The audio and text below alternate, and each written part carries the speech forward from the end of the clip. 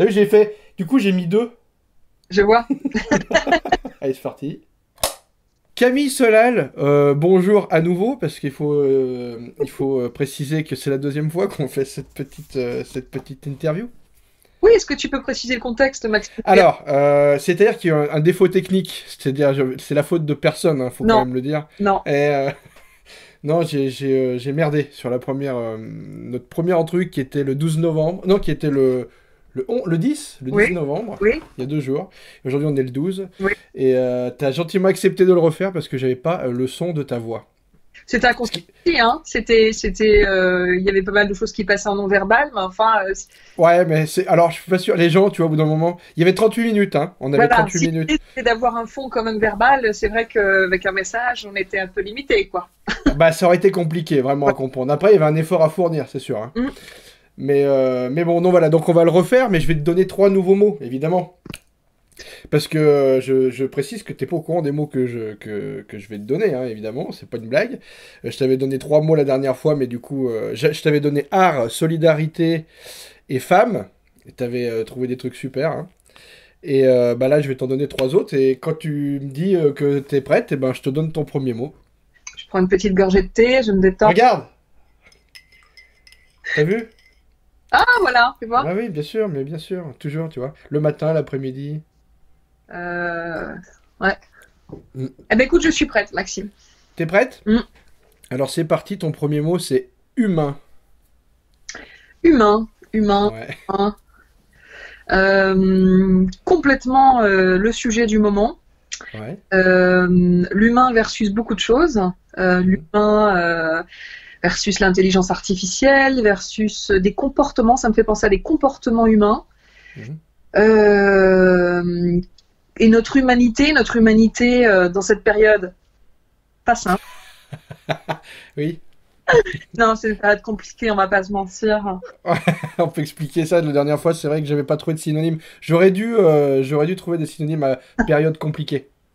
Mm. Bon, donc en tout cas, ça met en question notre humanité, à savoir Ouais. comment on vit, comment on a envie de vivre. Le mot que tu m'avais donné, c'était solidarité, et ben ça se rapproche pour moi, c'est-à-dire sans solidarité, pas d'humanité en fait. Mm. Quoi d'autre? Humain. Humain, c'est le sens, moi, je pense, de mon parcours, de mon travail. C'est le sens, je crois, du métier de comédien. Ça me fait penser à la phrase de Louis Jouvet qui disait "T'en vaut l'homme, t'en vaut le comédien". Mhm. Et on parle beaucoup du prix des choses. Euh, En ce moment, tu vois, même par rapport, certains pensent que, disons que ça arrange pas mal certaines les GAFA ou des labos, etc. Parce que quand il y a une infection mondiale, enfin c'est un marché extraordinaire quand même. Évidemment, oui, il y a des gens qui font du business avec tout, c'est Ah ben c'est- c'est évident. voilà, donc on parle du prix, mais la valeur, la question de la valeur, c'est-à-dire quand il n'y a pas de prix, il n'y a pas d'étiquette, mais la valeur et la valeur de l'humain, ça c'est une grande question. Je trouve qu'en ce moment c'est le sujet central. Quelle est la valeur de l'humain? Euh, Mhm. C'est-à-dire à quel niveau on le place vis-à-vis des biens matériels, enfin du reste, quoi, de l'économie. C'est pas un bien quanti. Oui, effectivement, on peut pas donner de valeur pécuniaire à un être humain. et Ça, pourtant c'est le cas. Bon, oui. c'est très vaste, hein, parce que c'est vrai que je sais pas si tu sais, mais en fait, moi, je travaille, enfin, je suis avec quelqu'un qui s'appelle Tim Ballard, qui est un ancien de la CIA, FBI, etc., qui a monté un truc qui s'appelle Operation Underground Railroad, OUR, et Mhm. qui monte des actions, en fait, avec des Navy SEALs, des anciens des forces spéciales, etc., pour aller libérer des enfants victimes de trafic sexuel. Euh, donc ils se font passer pour des pédophiles, ils se font passer pour des consommateurs et ils arrêtent en flag tous les trafiquants. Mhm. Et il disait que, alors déjà 2 choses incroyables, c'est que les États-Unis sont le premier producteur et consommateur de ce type de pédocriminalité, des films Ouais. et consommateurs. Et ensuite que c'est aujourd'hui, c'est pas dans le passé que nous vivons la période où l'esclavage, le chiffre de l'esclavage moderne, que ce soit des enfants ou des êtres humains, est le plus élevé. En fait, il n'y a jamais eu autant d'esclaves. Ouais. Donc si, en fait, il y a un prix qui est mis dans plein de régions. Ouais. Il y a beaucoup de gens qui sont vendus, il y a beaucoup de gens qui sont, même parfois, certaines conditions de travail, on peut se demander dans quelle mesure c'est encore humain, quoi. Bah c'est vrai, c'est pas parce qu'on est payé qu'on est forcément pas exploité. C'est ça aussi. Oui, Quand tu parles de travail, c'est ça, j'imagine, hein, que tu veux dire. oui, C'est, oui. on, Et on- puis, on- le travail et puis aussi le contexte, c'est-à-dire la dernière fois je te parlais de quelque chose qui pour moi qui était difficilement supportable, c'est l'abus de pouvoir sous toutes ses formes. ouais. Euh, Sans parler maintenant du prix du travail, il y a beaucoup de choses qui peuvent rabaisser notre humanité, notre dignité euh, et nous mettre quelque part en esclavage quand ça nous met en dépendance de quelqu'un ou d'un système ou de, tu vois, se dire j'ai pas le choix. Tout ça, c'est difficile, quoi, Hmm. de redéfinir son humanité à l'intérieur de ça. En tout cas, voilà, c'est beaucoup de pistes, mais c'est un sujet très très Mais vaste. c'est vrai que, bah oui, Ouais. l'humain, quoi. L'humain est au centre de tout, et c'est vrai que c'est pour ça que moi aussi ce mot me parle, c'est évidemment justement de le remettre au centre de tout. Mais C'est peut-être le moment ou jamais. ça me fait penser aussi à des choses, enfin, une évolution assez dingue sur peut-être des comportements ou des choses qui allaient de soi avant. Alors ça fait un peu, j'ai 400 ans mais moi Non, mais tu sais, ça fait aussi, c'était mieux avant. On nous le reproche tout le temps, ça. On le reprochait aux anciens, on disait, tain, mais vous êtes toujours en train de dire qu'avant. Mais en fait, je crois qu'il faut pas avoir honte de ça, parce qu'il y a réellement, à mon avis, il y a vraiment des. On a réellement amorcé quelque chose de moins bon dans l'évolution. L'évolution n'a pas été forcément tout le temps dans le bon sens, quoi. Au niveau des valeurs, du bon sens, tiens, justement. bah oui, je sais pas si c'était mieux avant. Je sais qu'il y avait des choses très bien avant en tout cas Oui, et peut-être plus évidentes oui, oui. sur l'humain justement ou C'est ce qu'on peut appeler le bon sens, peut-être, non? ouais, Enfin, peut-être. cette histoire de bon sens, de trucs un peu innés, sur lequel il n'y a pas de débat, en fait. C'est juste comme ça. Maintenant, on débat de C'est tout. ça. On n'a pas besoin de l'expliquer. Euh, Oui.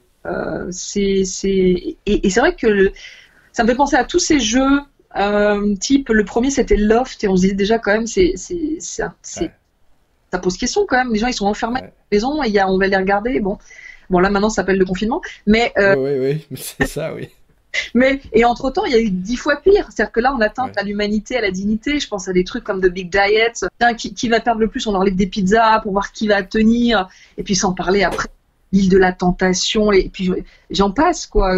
Ben, ça fait appel à tous les vices humains, en fait. Tous les mauvais côtés humains, on les met en avant. Oui, c'est très, très, c'est particulier. Mais il y a eu des polémiques au moment de ces. À chaque fois, il y a eu des polémiques. Oui, des polémiques n'empêche que ça n'empêche qu'il y en a toujours de plus en plus et que ça fait Ouais.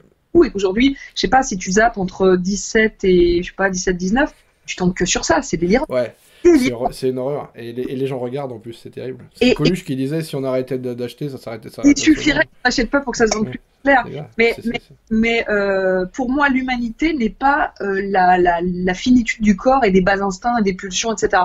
L'humanité, c'est profondément la sublimation. C'est profondément ce qui fait de nous des êtres grands, des êtres nobles, quoi. C'est c'est la dignité, c'est ce qui fait que si on prenait un seul cas de toute notre espèce et qui était représentatif de l'humanité, voilà, que ce soit quelqu'un ou quelqu'une qui symbolise ça. Imagine qu'il y a des extraterrestres, ils disent putain, là, les humains, ça vaut le coup. Mm. Là, je m'interroge, hein, si on peut. Je suis pas sûr qu'ils iraient nous chercher, nous, peut-être les papillons, peut-être, tu vois, les trucs. Ça serait hyper frustrant, t'imagines les extraterrestres qui débarquent et qui disent en fait, non, mais c'est pas vous, hein, Oui, vous on c'est sait de la pas. merde. C'est Vous avez rien compris, vous. Tu sais, ça que je visais. Très, très bien. voilà, c'est les chiens, là. Les chiens, par contre, c'est intéressant. Voilà. Oui. Non, mais oui, oui, évidemment, ça remet plein de choses en question. Et effectivement, les plus bas instincts, et c'est drôle parce que ce que tu disais tout à l'heure, l'idée d'être un peu plus que. Bah, ce qui fait de nous des humains, justement, ce qui nous diffère. Les mecs qui nous vendent les téléréalités ou les enfermements, les machins Big Brother, etc. Les gens qui disent souvent que c'est l'intelligence qui nous distingue du reste du règne animal. Ouais. Et c'est pas là-dessus que. Et pourtant, on nous Et vend. tu crois, c'est les mêmes, c'est les producteurs et les concepteurs de ces émissions. Ah oui, il serait capable de te le dire, je pense. Oui, en tout cas, je pense que c'est des gens qui se pensent très intelligents, qui Alors, le croient, vraiment. ça, c'est l'intelligence, c'est encore un autre sujet en tant que tel. Là, on pourra en parler. Non, oui, l'intelligence, effectivement. Mais bah, l'intelligence, c'est large, mais pour moi, l'intelligence, elle englobe forcément une idée d'humanité. Enfin, Bah, pour moi. normalement, enfin en tout cas, intelligere en latin, ça veut dire comprendre, donc comprendre le monde, Oui, comprendre les autres, comprendre. c'est ça. Pour moi, ça va avec l'empathie. Or, aujourd'hui, les formes les plus extrêmes, enfin prisées, hein, d'intelligence sont souvent perverses en fait. Mm. Dans le clivage, dans la division, elles sont dans la destruction. Euh, Certains parcours scolaires dits élitistes ou des gens que tu peux retrouver dans la finance, dans le trading, qui en 3 clics en fait vont détruire, je sais pas, 100 millions de vies et Ouais. ils ont même plus conscience en fait. Parce Non, que non, c'est ça. c'est Moi, je décoré. pense que s'ils les avaient en face d'eux, les vies en question, ils ne pourraient pas cliquer, en l'occurrence, sur le bouton. Eh ben Enfin, là, j'imagine. eh ben là, tu sais que je ne mettrai pas ma main à couper non plus. Et tu sais, moi, enfin, moi, je pense que c'est justement la dématérialisation de tout ça qui fait qu'on devient des êtres abominables. Moi, j'avais eu cette discussion une fois avec une copine végane. Je suis pas végane pour ma part, mais je comprends ce combat, je l'entends, même je le respecte énormément. Et une fois, j'avais dit, je crois que si un jour je faisais de la politique, au lieu d'instaurer un service militaire ou un service civique, je demanderais à tous les jeunes gens, à un moment donné de leur vie, de tuer l'animal qu'ils veulent manger. Hmm. Tu vois ce que je veux dire? Pour comprendre ce que ça veut dire que de manger de la viande. Parce que Ouais, personne ne le comprend en fait. Tu veux dire, ouais. c'est trop facile. Et je pense que ça serait une bonne thérapie justement pour tout le monde se dire ah ouais putain mais je Mais peux non, pas. Eh ben si tu peux pas, tu manges pas de viande. c'est Point marrant barre. parce que moi j'ai arrêté la viande il y a 4 ans Mm. pour plein de raisons, mais ça en faisait partie. Mm. Je mange encore du poisson et je serais capable, si j'étais dans la pleine nature, de tuer un poisson. Mm. Voilà, chacun ses limites mais effectivement je m'en sens pas capable sur un animal à fourrure ou Ouais, c'est dur. Mais je veux dire, ça représente quelque chose. Tu enlèves une vie. ouais, Et puis il y a le geste, au-delà du geste philosophique d'enlever une vie, il faut être capable de le faire. Il faut être capable de le faire.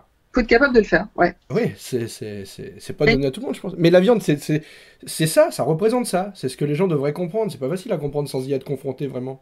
Oui, puis alors après nécessité fait loi et chacun se révèle, je crois, dans des circonstances extrêmes. On se dit ça là, Tout à fait. est-ce que mort de faim tu vois, on le ferait pas. Je sais Bien pas. sûr. Il y a une émission, je sais plus comment elle s'appelle.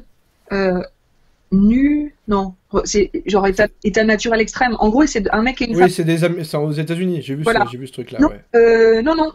Et Non? ils sont un homme, une femme complètement nus, 3 semaines dans un environnement qu'ils connaissent pas, ils doivent survivre. Ouais, j'ai vu ce truc-là, ouais. Et je les ai vus avec des Français, moi, donc tu vois, ils Ah ont. bon, d'accord, ok. Et ben là, tu as les deux cas de figure. Tu as ceux qui effectivement se posent pas de questions, ils y vont, et d'autres, pendant 3 semaines, ils disent non, je peux pas, je mangerai des baies, de la mousse, du lichen, je ne peux pas. Et voilà, donc c'est. Mais si on peut, enfin voilà, en tout cas, je comprends ce que tu dis, si on peut s'en passer, si c'est pas indispensable.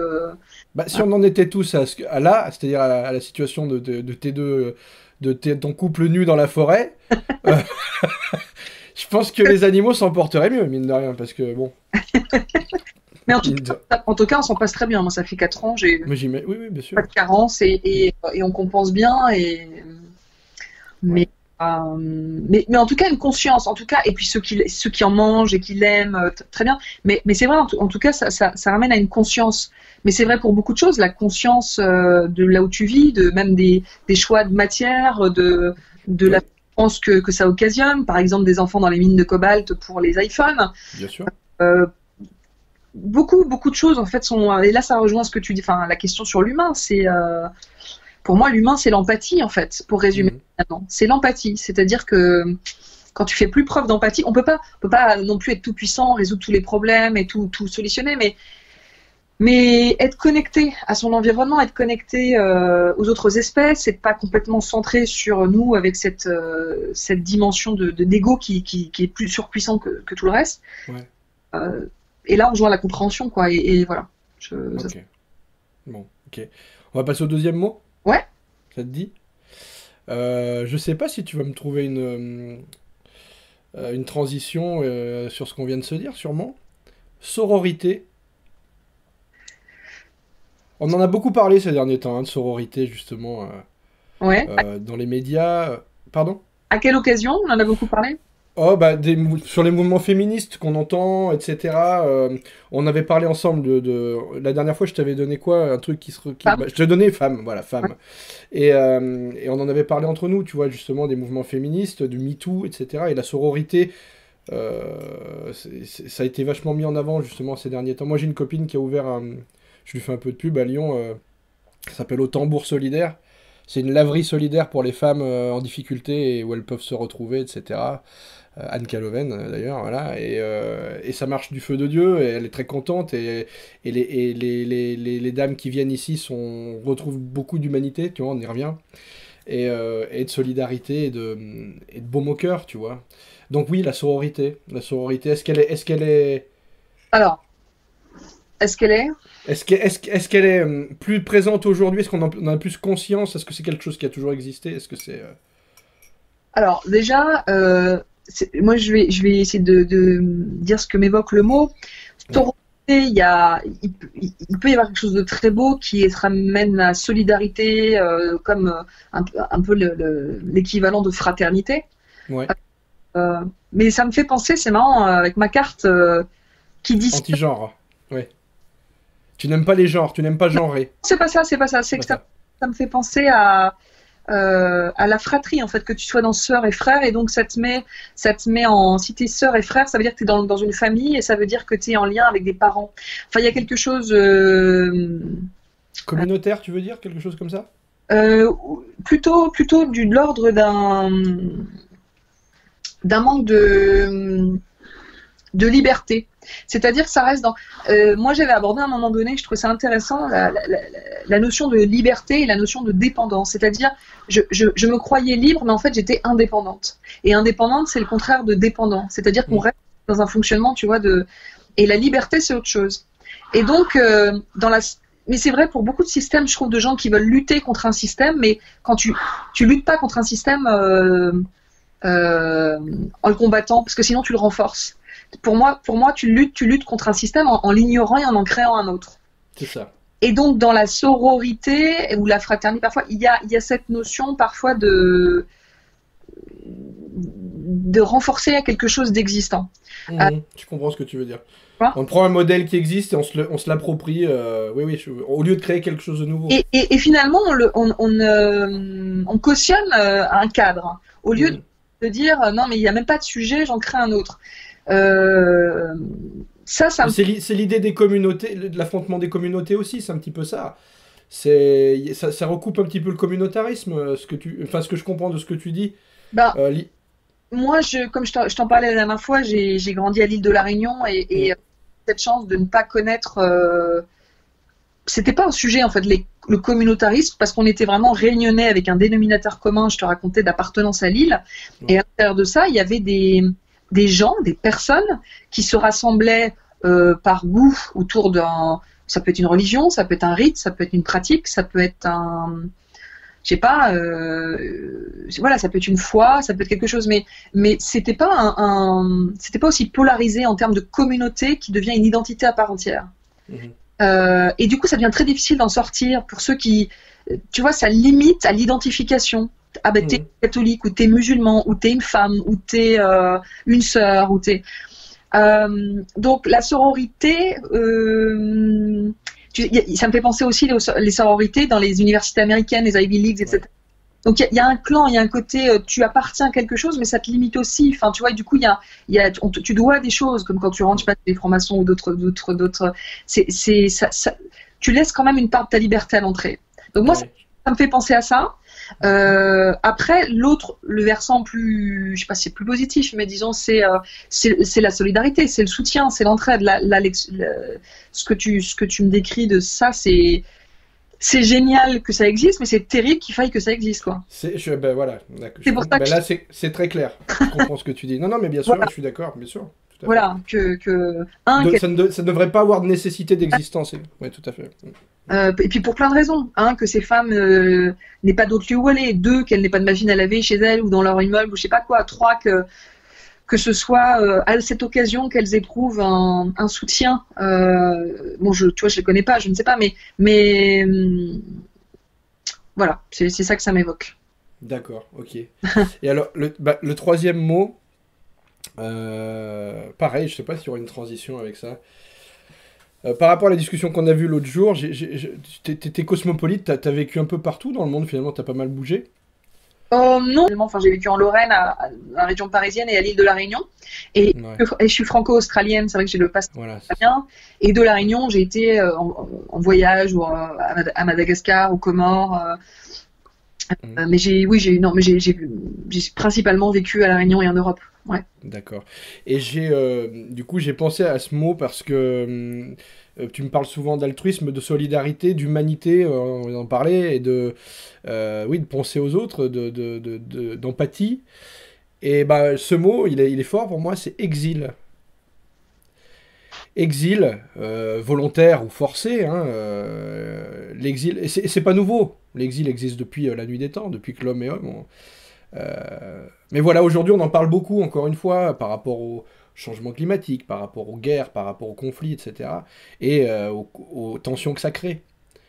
Euh, voilà. Qu'est-ce que ça t'évoque, ce mot exil? Euh, Ils étaient plus simples les mots il y a 2 jours. Ouais. Ouais, mais tu m'as mis la barre haute. L'autre jour, je me suis dit, faut que je sois au niveau, tu vois. Alors, ça m'évoque aussi énormément de choses. L'exil, c'est marrant parce que bah, je vais reparler de la Réunion. Ouais. Souvent, j'ai croisé des gens là-bas ou qui eux-mêmes me disaient ça, ou disons la rumeur disait que tu vas pas sur une île par hasard, quoi. Et à un moment donné, soit tu veux trouver quelque chose, soit tu fuis quelque chose, tu coupes avec quelque chose. Il y avait beaucoup de couples qui venaient là-bas et qui se séparaient, Ah ouais. ouais, pour toutes sortes de raisons. Mais euh, il y a une notion de couper avec, par exemple, la métropole quand tu vas sur l'île, tu vois, euh, c'est l'histoire aussi d'ailleurs de ma famille, puisque mon grand-père avait lancé une pièce de monnaie en l'air en 1950 et il avait dit pile l'Australie face l'Argentine. C'est tombé sur l'Australie. Et donc il y avait un exil comme ça choisi, une volonté de couper avec un mode de vie, avec. C'est dur c'est très dur enfin, comme décision à prendre. Ça veut dire que tu laisses tout. Ouais, Surtout l'Australie, c'est le bout du monde. ouais, exactement. C'est le bout du monde, c'est les antipodes. C'est vrai que c'est vrai que c'est une décision difficile. Alors moi, dans le cas de mon grand-père, bon, il y avait des raisons, mais c'était quand même assez choisi. Je pense que le vivre de façon contrainte, c'est terrible. Quand tu ne veux pas partir, mais que tu es Ah oui, oui. obligé de t'exiler.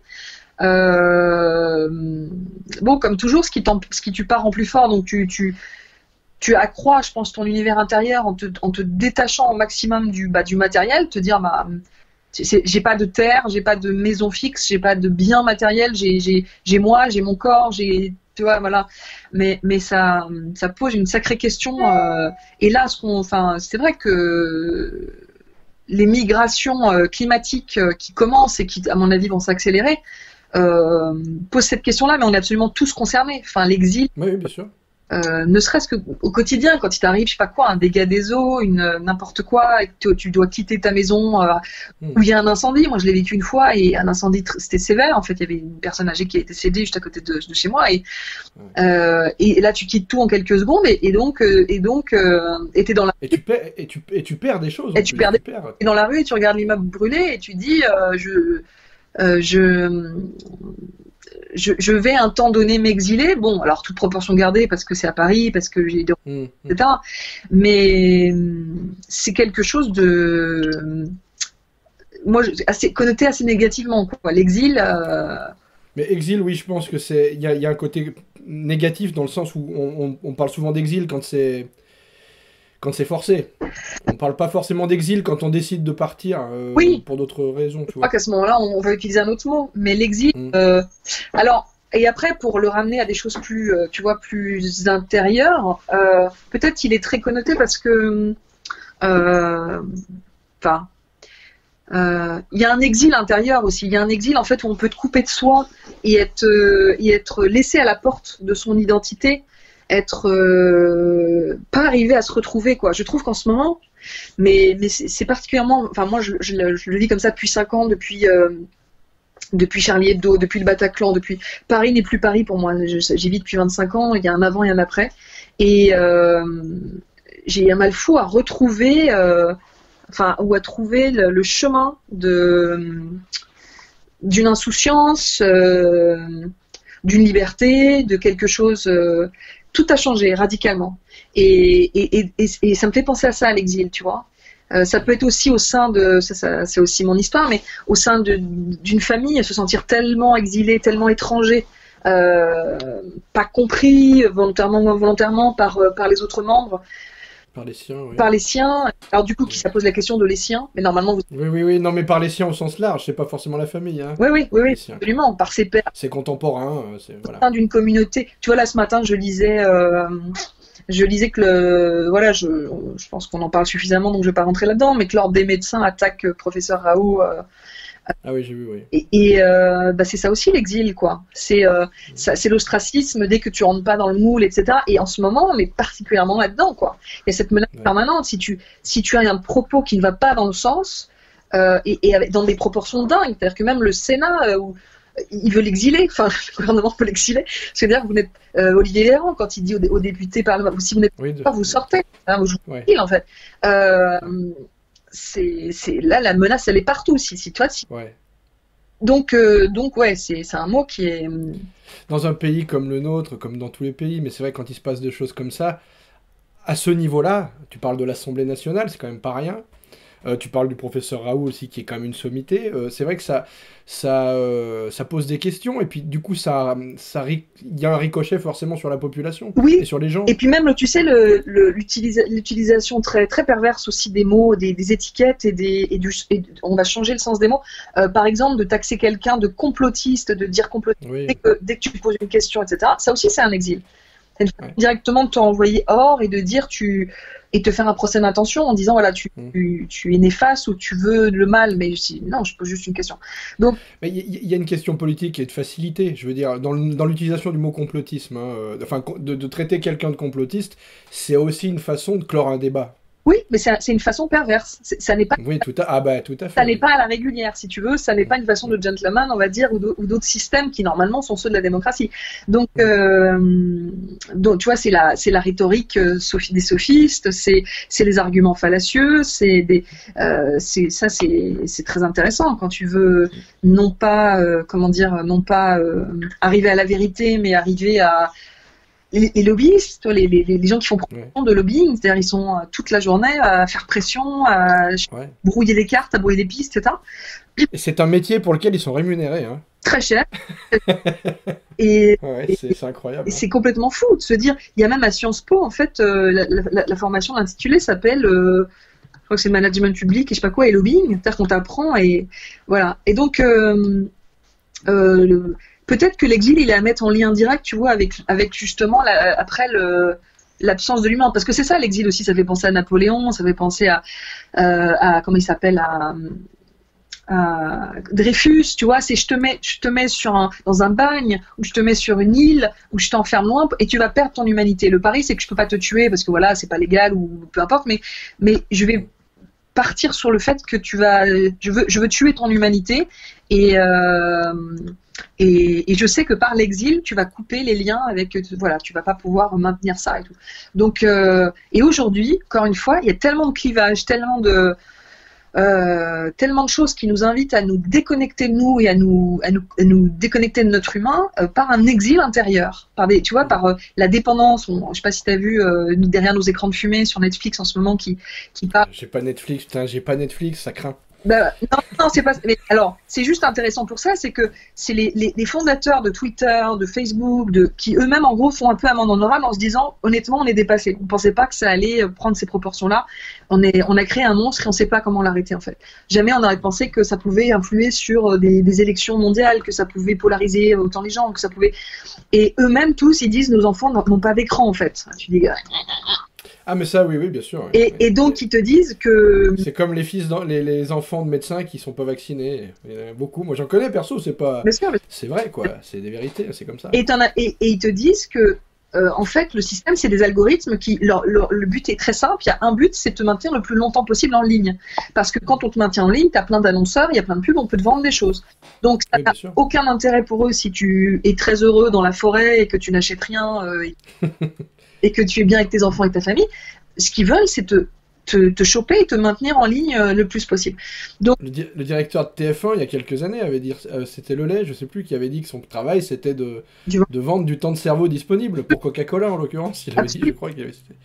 Ben oui, c'est ça. Et c'est te maintenir donc, dans cette dépendance. Ça m'évoque une autre chose. Il y a des années, moi j'étais comédienne et je faisais un film institutionnel pour un laboratoire français, je ne citerai pas. Ouais. Et le médecin neuropharmacologue que j'interviewais, voilà, je crois que je lui plaisais bien, donc il y allait un petit peu des petites confidences et des petites choses comme ça. Et donc je l'interviewe et il me dit comme ça dans les yeux, il me dit c'était un médicament contre la dépression dont on parlait. Et dans les effets secondaires, il y avait l'ostéoporose. Donc il me dit voilà, ce médicament a comme effet secondaire l'ostéoporose. Et alors je dis bon ben ok. Et je dis quels sont les moyens aujourd'hui de lutte contre l'ostéoporose? Et il me donne le nom d'un autre médicament. Je fais, ah d'accord, qui est aussi produit par vos laboratoires. D'accord. Évidemment. Et quel est un des effets secondaires de ce médicament? La dépression. La dépression, bien sûr. T'as compris ou pas? Bah, ils sont malins, hein, faut pas croire. Et il me le dit tranquillement, les yeux dans les yeux. Voilà, la boucle est bouclée. On vous chope à un moment de la chaîne et pour te rendre dépendant tout le temps. On peut se dire c'est complètement machiavélique, diabolique, délirant et tout, puis on peut se dire ça manque d'humanité, et on peut se dire business as usual, follow the money, voilà, il n'y a rien de personnel, c'est juste du business. Et c'est là que le prix a tellement pris le pas sur l'argent, oui. Que des fois tu réfléchis même plus sur le sens, ça abolit le sens d'être sur cette terre, quoi, à tout prix. Moi, je veux pas être sur cette terre à tout prix, pas du tout. Ça n'a pas de sens, ça n'a plus de sens, en fait. L'argent extrême, 200 milliards, par exemple, Bezos, ça n'a aucun sens. Qu'est-ce que t'en fais? Non, mais même pour lui, je veux dire, c'est vrai que ça n'a aucun sens. Enfin, c'est ça que les gens ont du mal on parle souvent d'argent, effectivement, mais ça n'a plus de sens. Techniquement, ça n'a plus de sens, parce que c'est indépensable, même s'ils s'y mettent à 10 par jour, c'est pas possible. Enfin, le seul sens de ça, c'est quand c'est de te dire, avec cet argent, tu peux, je pense, peut-être en un jour, même, peut-être 2 jours, faire qu'il n'y ait plus un seul enfant qui soit pas polarisé ou qui est plus fin, tu vois. Mais ouais, dans le monde, ouais, tout à fait. Ouais. Voilà, ça c'est clair. Les enfants de cobalt à $2 de la journée, ça, il n'y en a plus. Bon, maintenant, voilà, va savoir pourquoi ça n'intéresse pas plus que ça. Donc, et là, tu te dis, quel est le sens de quoi quelle est l'humanité, quel est voilà. Est-ce que tu crois qu'on n'apprend rien de l'histoire, en fait? Alors, on n'apprend rien de notre expérience et de notre passé. Je veux dire, pas personnel, mais à l'échelle de l'homme. Parce que tu disais tout à l'heure, voilà, avant, et puis etc. Et puis là, on parle de choses qui finalement se répètent, comme le lobbying, c'est pas nouveau, ce sont des choses qu'on connaît, je veux dire. Oui, mais je crois que ça change de visage. Moi, je fais confiance à l'humain, pour le coup, inconditionnellement. Je crois beaucoup à l'humain et je crois que l'humain gagnera toujours. Enfin, on dit oui, il y a eu la Deuxième Guerre mondiale, il y a eu les nazis, c'est vrai, mais il y a eu les résistants et au final, il y a eu la sortie de ça et il y a eu Nuremberg. Et si des méthodes comme celle de la Deuxième Guerre mondiale devaient se reproduire, je pense qu'il y aura d'autres Nuremberg. Peut-être même dans ce qu'on est en train de vivre aujourd'hui, tu vois, s'il s'avère que il y aura des procès. Des intentions de nuire, et ben ça va. Je fais tout à fait confiance à l'humain là-dessus. Tout à l'heure, tu parlais de Dreyfus, de Napoléon, qui ont été exilés, par exemple, quand on parlait d'exil, et finalement, oui, on emploie toujours les mêmes méthodes, en réalité, même si elles ont un peu changé, mais le but est le même. C'est-à-dire d'éloigner, quand on parlait de discréditer la parole de quelqu'un qu'on ne veut pas, surtout pas entendre, on parlait de Raoult tout à l'heure, je veux pas faire de pont entre Dreyfus et Raoult, évidemment, hein, mais il y a quand même ce côté de dire il faut absolument réduire au silence ces gens-là. Moi, je pourrais le faire. Enfin, moi, je ne connaissais pas ce médecin. J'ai lu son livre dès le début, en février-mars dernier, qui parlait du Covid, mais qui parlait aussi de toutes les autres infections qu'il a eu à gérer, les découvertes qu'il a été le premier à faire, des choses comme ça. Moi, il est né au Sénégal, et moi, je comprends quand il dit, pour avoir passé une grande partie de ma vie à La Réunion, et c'est vrai que, en tout cas, moi, ça pose la question aussi de la valeur de la vie humaine. Il y a quand même une tendance très... Moi, ça me choque toujours quand tu regardes des infos et tu dis, il y a eu un accident de bateau, d'avion avec 300 morts, et il y a 2 Français. mais on s'en fout. Oui, oui, c'est vrai ça. C'est complètement délirant. Ouais. Enfin, et, Ouais. et donc, il y a souvent quand même un ethnocentrisme aussi de dire qu'une vie américaine blanche vaudrait peut-être plus qu'une vie américaine noire, voire plus qu'un Kenyan noir. Enfin, et On a pu le vérifier ces dernières années aux États-Unis en l'occurrence. ah bah, Ça a été malheureusement. absolument. Et du coup, il y a cette espèce de, par exemple, par rapport à l'hydroxychloroquine, ça pose quand même la question de se dire, mais donc, vous êtes en train de dire que c'est un médicament dangereux, interdit aujourd'hui, mais du coup, il y a à l'heure actuelle le Maroc, l'Algérie, enfin, je sais plus d'autres pays qui l'utilisent en protocole, et donc, ça dit quoi? C'est-à-dire, oui, mais nous, ils sont moins, enfin, nous, il y a Ouais. même les, quand même, il y a, tu vois, ça dit quoi? Ça pose question quand même. Et moi, comme j'ai Ouais. dit, enfin, j'ai passé une partie de ma vie de l'autre côté, tu vois, alors, un département français, très riche. Enfin, je veux dire, la Réunion, elle est subventionnée, il n'y a pas de problème d'argent, tu vois. Mais au sein même du département, tu as quand même des populations qui vivent dans des Pauvre. villes, etc. Et autour, alors là, autour, si tu es là, il y a de la misère à Madagascar, aux Comores, enfin, ou même à l'île Maurice maintenant, quand les gens, enfin bref, je sais pas, il y a un discours qui reste assez, il y a deux poids deux mesures quoi par rapport à la vie humaine et je trouve que, alors est-ce qu'il le fait bien en communication, je sais pas, peut-être qu'il s'est engoncé un peu dans une posture un peu rigide maintenant, mais peut-être qu'il est surstoulé aussi d'être attaqué comme ça. Ah oui, mais c'est pas quelqu'un qui communique. Visiblement, on n'en avait jamais entendu parler, nous, le commun des mortels, jusqu'à maintenant. Hein. C'est pas un communicant. C'est quelqu'un qui travaille dans l'ombre depuis longtemps, qui est reconnu, effectivement. Donc peut-être qu'il a du mal à garder ses nerfs. Il maîtrise pas forcément l'art de la communication dans les médias. On lui l'a reproché, hein, d'ailleurs. Hein, oui, mais d'être désagréable, d'être hautain, d'être cassant. Mais ça aussi, c'est pervers. C'est tellement, ça se mord la queue. Et je disais ce matin que le ministre de la Santé a validé il y a 2 jours la fermeture de l'hôpital de Garches. Et pour renvoyer vers Boulogne la raison officielle est que c'est pas assez rentable. Alors déjà rien que la version officielle, elle tient pas bien la route. Hein. Alors il y a quand même 2 choses qui posent question. Une marrante, c'est que l'hôpital de Garches, c'est quand même l'hôpital du professeur Perron, hein, qui est un des principaux détracteurs, voilà. Donc, aussi, oui. Voilà. Et la deuxième, surtout, c'est de se dire, et c'est pareil, j'ai vu qu'il y avait un nombre de lits incroyable qui a été supprimé, et donc de dire, mais alors si on supprime beaucoup de lits et il y a de moins en moins de lieux pour accueillir, du coup, mathématiquement, il y aura moins de places en hôpital, parce qu'il y aura moins d'hôpital, etc. Et du coup, parce que, exemple, quand on te dit, oui, les services de réa sont saturés, bah, des fois, dans les services, il y a 4 lits. Il y a 4 personnes. Alors tu dis, ouh, c'est saturé. On y met en lit. À 2 déjà, à deux c'est la merde. 2, on est à 50% d'occupation. Hein. Voilà, c'est ça. Putain, merde, ils sont 4. Bon, et du coup, pareil, ça se mord la queue. C'est-à-dire, s'il y a plus d'hôpitaux, c'est saturé. Du coup, on va tous nous reconfiner parce que l'hôpital ne pourra pas soigner. Enfin, tu vois, c'est aussi des boucles comme ça. Qui sont, on va dire, étonnantes. Pour pas dire autre chose. Ouais. Et qui jamais tu vois, pas, je sais pas, dans certains pays, je te parlais on va dire moins développés ou qu'on va considérer comme moins évolués que nous, mais il y a plus d'humanité pour le coup, il y a plus de bon sens des gens. Enfin, tu vois, il y a. Enfin, bon. On a peut-être perdu un petit peu ça au profit effectivement d'une nation de rentabilité.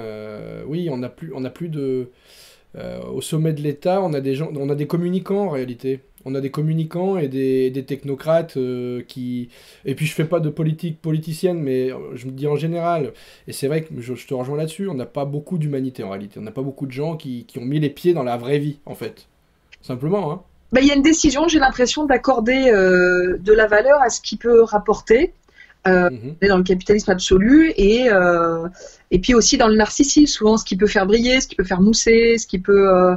On est dans la communication en fait, on est vraiment dans une politique de communicant maintenant. L'image, vraiment le narcissisme, c'est-à-dire c'était Warhol qui disait chacun aura son quart d'heure de gloire. Enfin, voilà. Visionnaire, mais quel visionnaire parce que combien aujourd'hui font des... Je sais pas si tu as remarqué, ça c'est tellement drôle. Je te disais il y a 2 jours le grand show de l'info que j'avais vu. Le grand show de l'info, qu'est-ce que ça veut dire? C'était pas censé faire un show, mais sur les plateaux télé, quand ils sont invités, tu sais, les invités pour parler, et ils ont un retour, je pense. Ils se voient soit sur la table comme ça, et tu sens que le regard, ils sont comme ça. Ils se regardent. Ouais, ils se regardent. Ils sont comme ça, changent de ils checkent, alors qu'ils sont en train de parler, je sais pas moi, de quelque chose d'abominable. De la fin dans le monde. Ouais, ou le nombre de morts. Ah bah, typiquement, la fin dans le monde, c'est par rapport à ce que je te disais avant.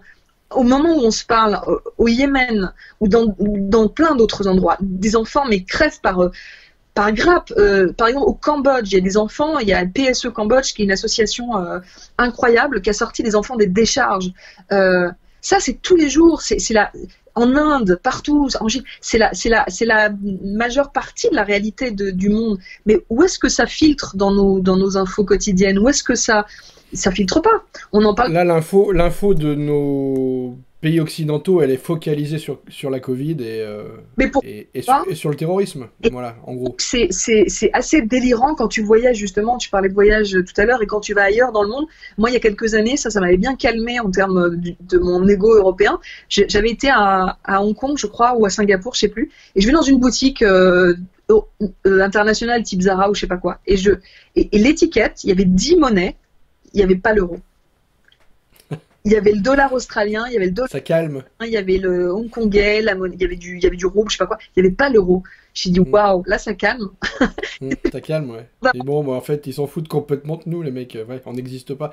Mais oui, ça remet un petit peu d'humilité dans tout ça, enfin l'humilité qu'on a souvent perdue. Mais la France, on n'est pas un pays, on n'est pas des gens très humbles, les Français. Hein. Non, on est aussi entre le complexe de supériorité et d'infériorité. On est un peu élevé comme ça dans le soi parfait permanent. Et donc on est jamais content. Ouais, c'est plutôt pas mal. Je déteste pas, c'est pas inintéressant, etc. Sauf que donc ça nous maintient dans quelque chose où on est moins bien. Enfin, on se voit toujours. Il y a toujours un défaut, il y a toujours un truc à. Quand je dis mais pourquoi on dit pas que c'est bien? Ça va, on n'est pas dans le monde des bisounours, on va pas s'emballer quoi. Non mais c'est juste c'est bien. Enfin c'est pas. Ouais, ça suffit. Ça suffit. On n'est que la France, ça va. Et à côté de ça, une suffisance et une arrogance quoi sur la fin. Tu vois, de surdramatiser. Toi par exemple, moi ce qui me choque aussi, tu vois, c'est donc la grand-messe du 20h, le grand show de l'info, et puis l'annonce des chiffres. On a eu le professeur Salomon ou le premier Covid. Et il y a une indécence hallucinante. Encore une fois, quand tu sais les drames qui se passent à chaque seconde et qui sont autrement plus... Une vie est une vie, mais moi j'ai je comprends ce que tu dis, plus d'empathie et de désespoir pour un enfant de 2-3 ans qui meurt de faim. Même à l'autre bout du monde, c'est ça que tu veux dire? C'est-à-dire que nous, on est franco-français et on annonce des chiffres finalement ridicules face aux tragédies du monde. Oui, oui, je trouve qu'il y a pas beaucoup de... Tu vois, un enfant de 2-3 ans qui meurt de faim n'a pas pu vivre quoi que ce soit. Enfin, je veux dire, c'est une petite âme qui s'en va. Et si j'ai ma grand-mère qui a 100 ans ou quelqu'un qui a... Une vie est une vie, attention, encore une fois. Mais bien sûr. Une vie n'est pas meilleure qu'une autre, quoi qu'il arrive. Il meurt d'un cancer en stade terminal et il se trouve que dans les comorbidités, il y a le Covid, mais que finalement, c'est... Elle était destinée à mourir, quoi. Pourquoi est-ce que cette personne, ou ce chiffre-là, je l'ai tous les jours et j'ai pas celui de l'enfant, tu vois, qui lui n'était pas destiné à mourir. Voilà. Et tu trouves très facilement ces chiffres si tu vas sur des sites comme Worldometer, etc. Et tout. Donc je trouve que là aussi, on devrait remettre de la dignité dans le rapport à la vie et à la mort. Mais c'est une mission politique, en fait, je crois. Bah bien sûr, bien sûr. Tu vois, c'est un message qui doit être dit au plus haut sommet des États et des sociétés. Rappelez ça de temps en temps, effectivement, même si ça peut blesser. Mais c'est la vie, bon sang. Enfin, c'est vrai, c'est comme ça. De même de vouloir nous imposer une façon de vivre ou de mourir. On n'a plus la liberté de choisir comment on veut mourir. Qui dit que moi, par exemple, juste avant de mourir, j'ai pas envie je sais pas, de courir nu dans la rue, de chanter, de partir en fête. Enfin, qui dit que je dois être surdramatisée et que ça doit être très grave, etc. Tu vois, il y a une mise en scène qui, pour le coup, qui est presque théâtrale là-dessus, et qui est aussi, on utilise aussi ça. Tu vois, les systèmes toxiques pervers, pour moi, sont quand même très présents sur beaucoup d'aspects. Il y a beaucoup de jeux, voilà, on utilise les choses. Je trouve qu'aujourd'hui, dans ce qu'on voit sur la scène, tu vois, on dit la scène aussi nationale, il y a énormément de shows, quoi. Et la vérité, c'est que la vie est beaucoup plus simple que ça, en fait. Quand tu assistes à une vraie tragédie, tu perds ton gamin de 9 ans, comme ça, il meurt d'une maladie au ventre en 2 jours, ou que ton mari a un accident de la route ou un AVC. Il n'y a pas de show, il n'y a pas de mise en scène, c'est fini, quoi. C'est comme ça, c'est la vie. Et t'as plein de populations, là encore une fois, dans le monde qui vivent ça beaucoup, et qui le vivent avec le sourire, en étant dans la gratitude de Dieu. C'est ce que j'allais te dire, oui, la mort n'est pas du tout vue de la même manière, selon toi qui connaît un peu l'Afrique. En l'occurrence, il y a plein d'endroits en Afrique où la mort n'est pas du tout dramatisée, en tout cas, elle est fêtée même. Chez les Malgaches, ils retournent les morts, c'est-à-dire qu'ils vivent avec, ils dorment, au bout d'une semaine, ils retournent le corps, etc.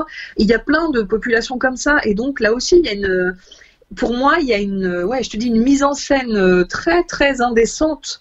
On utilise les chiffres. La peur et la mort. Ouais. La mort pour créer de la peur. Alors, soyons très clairs, c'est notre destin à tous. Je veux dire que ce soit. Ah bah à partir du moment où tu es né, il y a des grandes chances que tu meurs un jour. Il y a des grandes chances. Et donc, la seule chose que tu veux faire, c'est choisir à chaque seconde, à chaque minute, comment tu vas remplir ce temps que tu appelles ta vie. Comment tu vas le colorer, avec qui tu vas le passer, et si t'aimes faire du hors-piste, et que tu vas mourir comme ça, alors ça pose la question de dire mais si on va te chercher en hélico, que ça coûte une blinde pour la communauté, ça c'est autre chose. Mais c'est autre chose. Et si tu décides et tu meurs dans un ravin et que écoute, je veux dire, c'est. Tu savais à quoi tu t'attaquais, ouais. Et je te parlais de Mike Horn il y a 2 jours qui disait ça. Il dit moi à chaque fois que je pars de chez moi. Je fais toujours comme si j'allais parvenir. C'est-à-dire qu'une des options quand même assez probable, c'est que je meure. Et ben ça, c'est la liberté infime. Il se sent vivre, mais il sait ce que c'est que d'être vivant, en fait. Et c'est ce qu'il dit. Il dit tout le temps. Et je crois qu'on a perdu la notion de ce que c'était que la vie. Vivre, c'est pas survivre en permanence. C'est pas payer des factures. C'est pas allumer la télé et redouter tout ce qui pourrait arriver. Et au final, au moment où tu mourras, ça se trouve, rien ne sera arrivé de ce que tu avais redouté. Et donc, c'est encore une fois, je vais reciter Coluche comme j'ai fait tout à l'heure, mais c'est lui aussi qui disait les gens prennent des médicaments pour mourir en bonne santé. Absolument. C'est ça. Absolument. Et c'était quoi? C'était sur le premier confinement, quand on te disait, en gros, si t'es maladresse chez toi, et oui, on parlait déjà de l'hydroxychloroquine, on va pas, et c'était pas encore interdit, mais on disait, mais pourquoi vous l'interdisez? Parce qu'on n'est pas sûr que ça marche. Donc il vaut mieux mourir en étant sûr que ça marche, que tu n'en as pas pris, tu n'as pas pris de risque. Avec un risque que ce soit pas bon. Enfin, tu vois, il y a un truc comme ça. C'est ça. Tu es mort, mais tu n'es pas mort à cause de ça, c'est sûr, t'en as pas pris. Voilà, ça, là, tranquille. Donc c'est délirant. Pour moi, je te parlais d'une hypothèse de certains psys qui en ce moment parlent de bouffée délirante, en fait, pour ce qu'on vit. Ouais. De bouffée délirante, collective, de quelque chose qui dépasse l'entendement et la raison et qui nous prend tous, y compris les dirigeants. Mais on aura peut-être un recul, oui, certainement, comme ce que tu disais tout à l'heure. Il y aura des jugements, entre guillemets, même si ce sont que des jugements historiques et écrits, qui ne sont pas forcément des tribunaux, mais oui, on aura forcément un regard sur cette période, parce qu'elle est particulière, la période qu'on traverse. Elle est vraiment... c'est compliqué. Pas simple, elle est pas simple. Mais tu vois, ça boucle sur ce que je te disais. C'est-à-dire qu'en même temps, pourquoi elle est pas simple, finalement? Pourquoi elle est pas simple? Parce que, honnêtement, regarde, on est en France, on meurt pas de faim, loin de là. On a des aides, on a des soutiens, on a du confort, on a la chance d'être confiné dans des maisons. Tu vois, il faut quand même ramener, maison sous-entendu appartement, en tout cas on a des lieux. Ouais. Bon, c'est déjà pas vrai pour tout le monde, il y en a qui ont ça, et ça pose aussi la question. Mais pour beaucoup de gens dans le monde, c'est leur quotidien. C'est-à-dire qu'en fait, ils n'ont pas forcément un toit, ils ont une planche ou tu vois un bidonville, ils ont à manger un jour sur 2, etc. Et pour autant, moi j'en ai été témoin à Madagascar par exemple ou aux Comores, ils ont une foi en général, et donc il y a beaucoup de gratitude sur chaque jour. J'ai le soleil, j'ai la nature, etc. Et s'il y a une liberté, et une solidarité, et donc ça va en fait. Pourquoi pour nous c'est pas simple? Je pense vraiment parce qu'on nous coupe de ça, on clive ce lien social et le sens même de la vie. Je te parlais il y a 2 jours de Viktor Frankl, ce psychiatre autrichien, et des camps de concentration dans lesquels il a été interné et qu'il a analysé sous le prisme de en tant que détenu, mais aussi en tant que psychiatre, et qui disait que ce qui les faisait tenir, c'était le sens de la vie que chacun est responsable de mettre à sa propre vie. Et puis la solidarité vient aussi, donc je te disais, l'art, la culture, que que certains préféraient sauter la soupe du soir pour pas rater l'histoire, le storytelling qui se faisait dans la baraque, autour du petit poil maigrichon, la chanson, un peu de chanson, etc. C'est extraordinaire, extraordinaire. Ça, c'est la vie. Ça, oui, ce monsieur dont tu parles avait analysé ce que tu m'expliquais, que les zones du cerveau qui étaient sollicitées lorsqu'on est en manque de nourriture ou en manque de... c'est pas le même. C'est pas lui? Neurologue qu'on peut voir. Ah oui, pardon. Brut. Oui. Mais oui, tu as raison, c'est ça. C'est en tout cas qu'il y a une zone du cerveau qui est la même lorsqu'on est en privation de nourriture ou de lien social. Voilà. Ouais. Et donc c'est ça. Donc le manque, qu'il soit le manque de culture ou le manque de lien social, et on peut en déduire qu'il est il est vital, de la même manière que C'est vital, et ça fait vraiment regarde, quand on est, si on a connu malheureusement, tu vois, un proche ou quelqu'un qui est condamné, qui est en phase terminale d'une maladie quelle qu'elle soit, ou qui sait qu'il y a très peu de temps. Est-ce que cette personne va dire, écoute, je vais vivre chez moi en attendant, je vais pas prendre de risques, je vais sortir le moins possible, bien sûr que non. Bien sûr que non, on dira, je vais faire tout ce que j'ai pas eu le temps de faire, je vais aller au théâtre, je vais aller au Lido, je sais pas quoi, je vais voyager, je vais aller manger, je vais vivre, Bah oui. Et que ce soit une semaine, 2 mois ou 2 ans, ça n'a aucun sens d'être ici si on ne vit pas. Si on passe 90 ans à survivre, ça n'a aucun sens. Tout à fait. Quelle que soit la foi qu'on a d'une métempsychose, d'une réincarnation, d'une vie après coup. Pourquoi traîner 90 piges? Voilà. Et la vie, c'est la vie. C'est-à-dire, la vie attend de nous qu'on la vive. C'est-à-dire dans la célébration, dans la joie, dans l'instant présent, dans la collaboration, dans la contribution, dans l'empathie, dans la solidarité. C'est très simple, en fait. C'est très simple. C'est très simple et c'est nourrissant, ça fait du bien, ça nous fait grandir, ça nous épanouit. C'est ça aussi qu'on oublie. C'est qu'on s'épanouit à donner et à... Enfin, toi qui montes sur scène, et voilà, on partage ça en commun, au moins de vivre ça, effectivement, de quand tu prends du plaisir à être sur scène et d'en donner, c'est quelque chose d'inexplicable. On s'épanouit, on grandit, c'est exactement ça. Prends les plantes dans la nature. T'as aucune plante qui va naître, un peu grandir, après elle se tient un peu comme ça, elle sait pas trop, elle attend de voir, elle sort un peu, non, après elle se coupe un peu un truc pour voir, puis elle essaie de tenir le plus possible, mais jamais. C'est-à-dire que la plante, elle naît, elle se développe, elle grandit, elle veut briller, puis il y a un cycle, c'est-à-dire, ou un animal ou n'importe quoi, ils vivent à fond. Oui, bien sûr. Et le principe même, c'est effectivement de grandir et de croître. Et on peut pas faire comme ça. Nous on veut nous faire croire, ou on veut croire nous-mêmes qu'on peut faire ça. C'est pas vrai. Soit on fait ça, soit on fait ça. C'est très simple. On stagne pas, non. Jamais. Ouais. Jamais. Donc en fait, si tu arrêtes de prendre des risques à un moment où tu te dis je vais me confiner, mais ça veut dire que tu es comme ça, c'est juste une question de temps, mais tu es en train de mourir. Tu es juste en train de mourir, mais sans... Chaque jour qui passe te rapproche de la mort. Mais sans aucun intérêt. De toute façon, mais en plus sans vivre, quoi. Oui, c'est ça, sans intérêt. Sans souvenir, sans intérêt, et sans accomplir la mission pour laquelle tu es là, quelle que soit ta mission, ce que tu décides de faire. Mais ça n'a aucun sens, ça n'a aucun sens. Et dès que tu sors, dès que tu fais du sport, dès que tu fais la fête, dès que tu fais une tarte aux pommes avec ta famille, comme par hasard, t'oublies la peur, t'es mieux. Pourquoi? Parce que t'es dans le sens des choses, t'es dans le sens de la vie. Voilà. Donc là, ce qu'on vit, je mets des petits guillemets qui n'en finissent plus, depuis presque 1 an maintenant, c'est délirant quand même là-dessus. C'est-à-dire, on est hors de la vie. C'est pas non plus dans le sens des choses de mettre je veux dire, en protection, on pourrait dire aussi sous cage, des gens en bonne santé, en précaution d'eux. C'est pas le sens de la vie, en fait. En tout cas, faut pas que ça dure trop longtemps. Voilà, faut que ça s'arrête.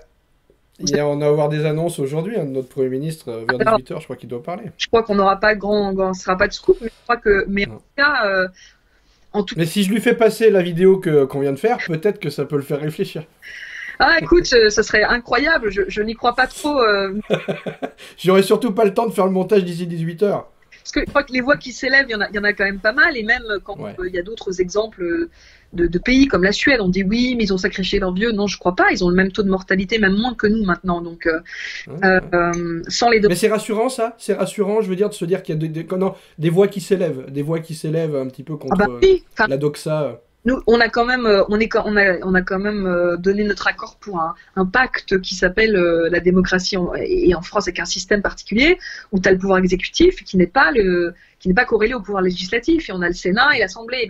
Et donc s'il y a aucun pouvoir d'opposition, quel que soit le gouvernement en place, ça serait extraordinaire. Tout le monde en France, je crois que jamais de la vie ça n'est arrivé, ça n'arrivera jamais. Tout le monde soit d'accord d'une voix unanime. Ah bah non. C'est la controverse qui est bonne, enfin, c'est le débat justement, parce qu'on est plus intelligent à plusieurs. Là où ça devient dangereux, c'est quand tu n'as plus le droit de penser différemment ou de le dire. Donc, c'est ce que Véran, l'autre jour, a signifié en insistant pour que ceux qui n'étaient pas d'accord avec lui quittent l'Assemblée. Ça pose question, puis même, il était dans cet état, il a dit qu'il était ému parce qu'il revenait de l'hôpital. Alors, il dit, mon gamin, il faut y aller plus souvent. Enfin, si... oui, malheureusement, oui. Content que tu y es pas. Il n'y a pas que lorsqu'il y a la Covid qu'il y a des gens qui meurent à l'hôpital. Oui, tu vois, il est médecin, donc tu te dis, mais ça fait combien de temps que tu n'as pas mis les pieds à l'hôpital? Parce que ça, c'est le quotidien des soignants tous les jours. Et quand tu les entends, ils sont pas hystériques, enfin, tu vois. Donc... c'est peut-être une posture. Oui, c'est une posture. Ben, là aussi, tu vois, il y a la mise en scène, la récupération. Et moi, je dis souvent, mais eux, ils veulent faire notre métier, mais sans en payer le prix, tu vois. Ah, c'est terrible, ouais. Et ça, je suis bien d'accord. Souvent, je fais cette analyse aussi. Quand je les écoute à la télévision, je dis, ah là là là, ça joue pas bien. Ah bah oui, et puis assume le prix à payer. Il y a toujours un prix à payer pour chaque chose qu'on fait.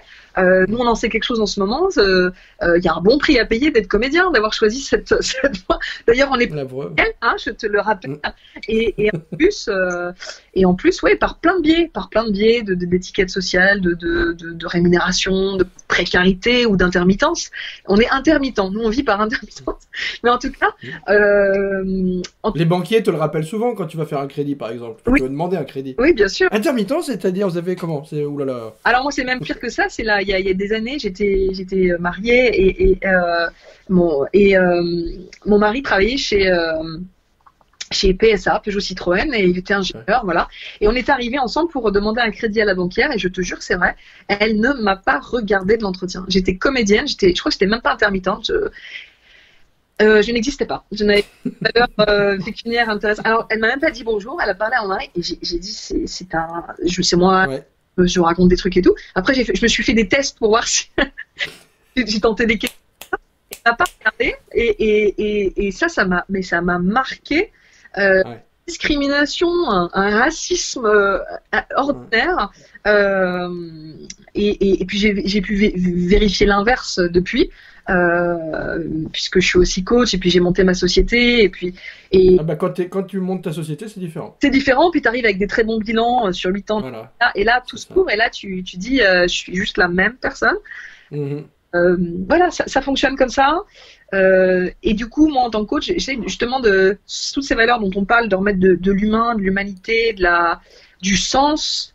Pour moi, le mot dignité, il est important. C'est-à-dire qui que tu sois, que t'es rien, que t'es beaucoup, que t'es responsable de tes actions et du chemin que tu dessines.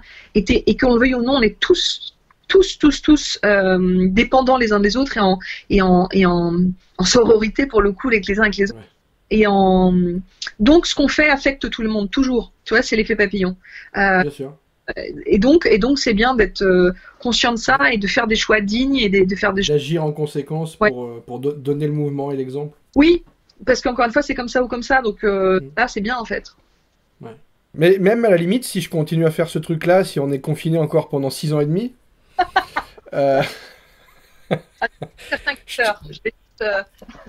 Je te rappellerai. Non, mais j'aime bien, moi, ça me plaît, j'aime beaucoup discuter comme ça. J'aime bien. Je suis ravie, et puis je vais reprendre. J'avais commencé. Il y a toujours des choses très intéressantes qui naissent de la contrainte forte. Avec mon acolyte Chick Ortega, quand on jouait le tombeur, c'était l'année 2015-2016, et en fait, on avait vécu, voilà. Il y a eu Bataclan, Charlie Hebdo, etc. C'était horrible. Ouais. Et c'était juste l'enfer sur Terre. Et on jouait au théâtre. Et dans les théâtres, c'était horrible d'ailleurs, parce que les spectateurs aussi avaient peur. Enfin, il y avait une ambiance incroyable. Pour moi, ça a commencé là, en fait. Il y a un après Paris à ce moment-là. Pas que Paris aujourd'hui, évidemment, pour toute la France. Et je lui avais dit, j'avais entendu Nadine Morano qui est donc Lorraine, qui disait oui, on est envahi, la race blanche est menacée. Et là, j'ai dit waouh, qu'est-ce qu'elle dit? C'est pas possible que ce soit la Lorraine la plus connue, Chick, comme il est lorrain aussi. J'ai dit, faut qu'on agisse quand même. Et donc, on a fait une vidéo qui s'appelait Nadine arrête la Mirabelle, Euh, voilà, et on avait pris un accent lorrain, comme ça, moi plutôt d'Ayange, de Gondrange, tu vois, comme ça. J'adore. Tu vois, Génial. quelque chose de cet ordre-là, avec un bon sens du terrain notamment. Et puis lui, il prenait son accent lorrain plus soft de Nancy. Ouais. Et puis ça a cartonné, cette vidéo, elle a été vue 50 000, 60 000 fois. On a fait la une de l'Est républicain qui nous a Ah bah forcément. et on a continué, ça nous a nous déjà aidé pas mal. On faisait ça en loge avant le spectacle. Ça nous a aidé, puis ça a aidé pas mal de gens on avait une communauté très active. Et puis après, on s'est arrêté. Et là, je lui ai proposé, je lui ai dit, écoute, qu'est-ce que t'en penses? Il me semble que là, on a tellement de matière, c'est abusé. Parce que je ne reprendrai pas. Et il m'a dit, ouais, carrément. Donc, je te l'annonce en scoop absolu, puisque ça date d'aujourd'hui. Dimanche, Super. on a enregistré nos nouvelles vidéos et on a toujours un thème et puis après on trame et après on part comme ça sur de l'impro sur la page, tu peux voir sur la page Facebook Les Lorrains. Ah bah, on ira voir, super. Je mettrai le lien au-dessous de la vidéo. Avec plaisir, et je suis très heureuse de ça parce que peut-être que s'il y avait eu pas cette période, j'aurais pas senti le besoin vital là de le faire. Donc pour nous et puis pour les gens. Donc je crois qu'on fait partie de ces gens. Comme tout le monde, on supporte pas être enfermé, mais on a besoin de faire des choses. Ce matin, j'ai fait l'interview avec Maxime Van Leer et il me disait pareil. Bah, je me fais chier, mais j'écris, j'essaie de faire des trucs. Il me dit, je fais mon one 2 fois par semaine dans mon salon, tout seul chez moi. Je te jure, il m'a dit ça. Et il me dit ouais, parce que déjà, ça me garde dans les pattes. Et puis j'en ai besoin, quoi. Bien sûr. Alors après, il craignait parce qu'il dit, toi, j'entends les gens dans ma tête rigoler à chaque vanne et tout. Et il me dit, quand je vais retourner sur scène, ça se trouve, ils vont pas se marier du tout. Et je lui dis, ah, putain, chez moi, vous vous mariez pour ça. Ça, c'est drôle. Ça, c'est drôle. Ouais, il joue tout seul chez lui dans son salon, tu vois. Ah, ça, c'est drôle. Mais c'est clair, c'est le sens même. Quand tu es artiste, c'est le sens même de ta vie. On parlait du sens. On a fait un choix qui est un choix, on pourrait dire courageux, qui est un choix, parce qu'il y a un prix à payer, encore une fois, gigantesque. Là aussi, qui est vrai par plein de professions. Ça aussi, ça m'agace quand j'ai vu dire, et alors, les coiffeurs, c'est pas essentiel, les fleuristes, mais bien sûr. C'est-à-dire que le fait de poser ce mot, on est déjà dans la perversité, tu vois, de hiérarchie, quoi. Évidemment, chaque vie, chaque métier, bon. Mais ouais, il y a un prix à payer qu'on a fait de faire ce choix de vie et donc c'est au-delà d'un métier, c'est une identité, c'est le sens c'est une posture d'être au monde, c'est une certaine sensibilité, on pourrait dire un certain système de valeurs et du coup c'est plus qu'un salaire qu'on perd depuis un an ou qui est. Ah bah bien sûr, c'est pas qu'une histoire d'argent. Hein, voilà. D'ailleurs, c'est ce que je regrettais, moi, quand ils nous ont annoncé l'année blanche, tu vois, c'est super, etc., pour les intermittents, mais c'est pas que ça, en fait. Évidemment que c'est pas que ça. Là aussi, on pourrait se dire, attends, de quoi tu te plains? T'as ça, donc tais-toi. C'est ça. Mais c'est ce que disent les gens, ils disent, attends, vous avez du bol, vous êtes payé encore. Je dis, non, mais c'est pas que ça. C'est dramatique. Et puis, après, on parle pas des directeurs de théâtre, etc., qui, eux, pour le coup, risquent de fermer pour la plupart. Voilà, enfin, c'est compliqué, quand même. C'est compliqué. C'est pas simple. Enfin voilà, donc mais je te remercie encore beaucoup de cette opportunité parce que ça c'est un moment ouais, c'est cool, ouais. Ça c'est de l'humanité, ça c'est on a éprouvé des émotions, on a ri et puis voilà, j'espère que c'est mais moi j'aime bien j'aime bien faire ça, c'est super. J'ai eu cette idée il y a tu sais, t'as toujours des idées qui te trottent dans la tête, puis certaines qui n'aboutissent jamais. Puis là, je me suis dit, bon, c'est pas hyper compliqué, je vais envoyer des. Alors, je me suis galéré. T'as vu, je suis pas un très bon technicien. Hein. Je me suis galéré déjà pour envoyer le message par Messenger à tout le monde, parce que Messenger me prenait pas tout le monde d'un coup. Enfin, je l'ai écrit 14 fois le message avant que vous le receviez.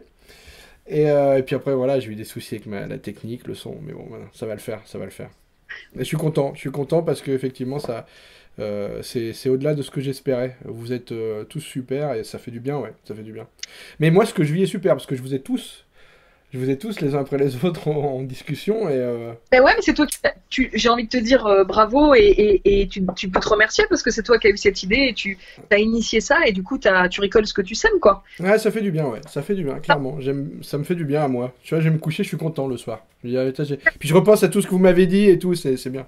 Et on éprouve toujours ça quand on est justement en échange avec quelqu'un avec qui ça fit et bon voilà, le Zoom ou FaceTime remplace pas le présentiel, mais tant qu'on en est là, il faut nourrir ça. Donc Bah, je vais essayer de continuer. Ah ouais, continue. Non, Mais j'ai eu beaucoup de retours. J'en ai plein, tu sais, j'en ai toute la semaine prochaine, elle est pleine de rendez-vous là. Donc c'est super, c'est super. Comédien, comédienne. Voilà. eh ben, merci beaucoup, Maxime. Merci Camille. Je t'embrasse. Moi aussi, je t'embrasse. À plus tard. Ciao. Par pitié, dis-moi que ça marche.